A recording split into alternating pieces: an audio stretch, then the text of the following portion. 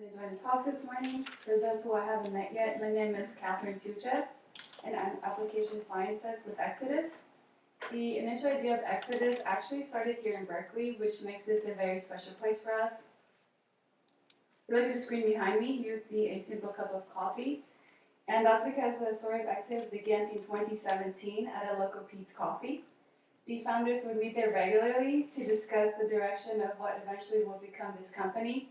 At that time, Dr. Fei Liu was a postdoc at Stanford, working with EVs, and like many of you, he found EV isolation to be a significant pain point. Exodus was born out of that challenge. We were founded by scientists trying to solve the very problems they encounter in their own research with the goal of building something better. However, we recognize that technology alone is not enough, and that community is undefeated, and that is the core purpose of the symposium. We are excited about the collaborations we can build with all of you, but even more importantly, the collaborations that will form among you. And with that, we can dive into the technology. So here are some of the traditional methods that has been described today. We have ultrasonification, SSC, precipitation, and TFF. All of these can be very effective and laborious, and make it difficult to standardize EV isolations. To address the limitations of current EV isolations, we focus on three key main designs. First is automation, reducing variability in manual handling. Second is robustness, using the same platform across various biofluids as well as a wide range of volume. And third is scalability, using the same technology from research all the way to GMP manufacturing. At the same time, the goal was to maintain a balance of high yield and high purity. A question that I get asked often is whether we're religious, given the name. Exodus just stands for EV Detection Daily Ultra Fast Isolation System. So basically, it incorporates a dual membrane nanofiltration principle combined with oscillation. The isolation principle was published in Nature Methods back in 2021. So here depicted in green, you see the two membranes. The sample is injected automatically in between both of these membranes. The harmonic oscillation is applied on both sides of the outer membranes. And then you have the two bottom outlets where the negative pressure is applied. And so the impurities and the original buffer is removed through those two outlets at the bottom. The oscillation helps prevent the clogging and reduces the surface binding, allowing for a faster purification while maintaining both high yield and high purity. The sample is injected in fractions, so this keeps the EVs either in its original buffer or in PBS. The oscillation has also been optimized for different sample types. So for plasma, it may use a higher oscillation. Compared to tears, you may use no oscillation. I'm going to show a quick video demonstrating what I just explained.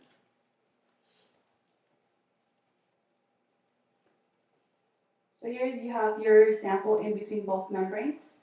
You have the periodic oscillation being applied on both sides of the membranes as well. And at the bottom here, you see the negative pressure and the air pressure. So the oscillation also helps with any further aggregates of protein.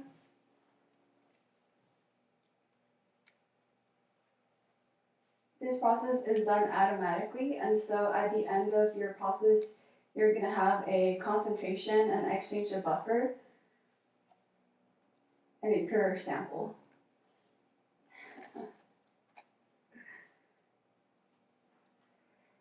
To enable translation from research to clinical manufacturing, we also developed a scalable platform. So on the left side here, you have the Exodus H600. This one can process 10 microliters of crude sample all the way to 250 ml of cell culture media. It uses these, what we call EIDs. They're just Exodus isolation devices. So the small one can handle up to 10 ml of sample, the medium one can handle up to 50 ml of sample, and the large one can handle up to 250 ml sample. And then you have the T2800. The isolation principle behind the T2800 is the same. The only difference is that it uses the kits here depicted at the bottom. is a fully enclosed system, and that can handle 0.5 liter to 10 liters. The instrument is straightforward to use. It's very user-friendly. You just load your sample in the slot where it says sample. It is temperature controlled, so your sample is kept in 4C. You also load your buffer. Usually we use PBS as well as a cleaner. This is going to be 1X conventional bleach. You also load your EIDs. Each EID has a unique barcode.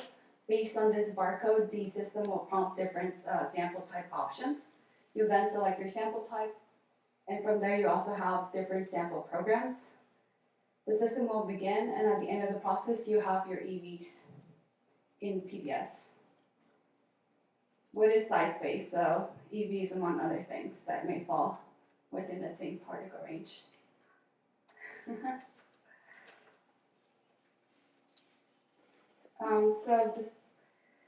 Another key was to focus on robustness. So we've done a lot of work with tears, as well as plasma and urine.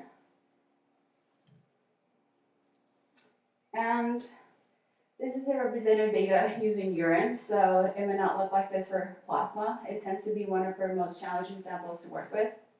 So just looking at the MTA data, we can see that Exodus and PEG have similar particle numbers. However, when you look at the Western blots, you do see that PEG has a higher UMOD contamination, which is a common contamination found in urine. So this is done both with equal amount of protein amount as well as equal sample volume. Here the impurity protein removal was based on doing the Western blots before isolation and then after isolation. And the recovery was also calculated in this way, where we did the NTA before and after isolation.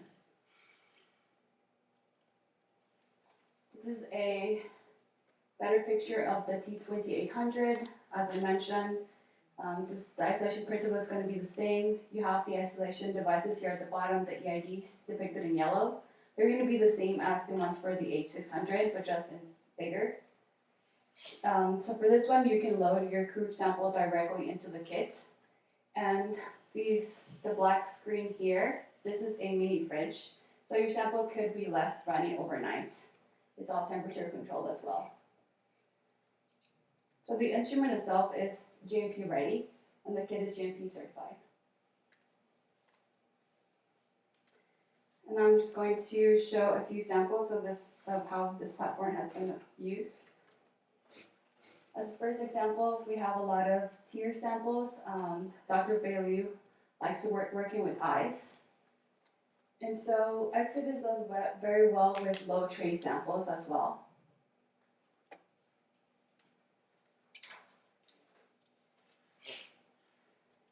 Another example is isolating EVs from 200 microliters of plasma. By isolating the EVs from plasma, we see a 20% increase in the detection of the KL6.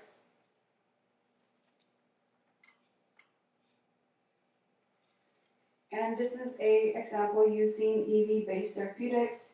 Here the EVs were derived from neurostem cells and were compared to ultrasonification. Exodus showed a high purity, including improved nanoparticle and EV marker purity. And lastly, we've done some work with plant EVs for cosmetic purposes. So we isolated EVs from aloe vera, among other fruits. We also have one of our collaborators isolating EVs from citrus and using them as pesticides. And that is all. Thank you.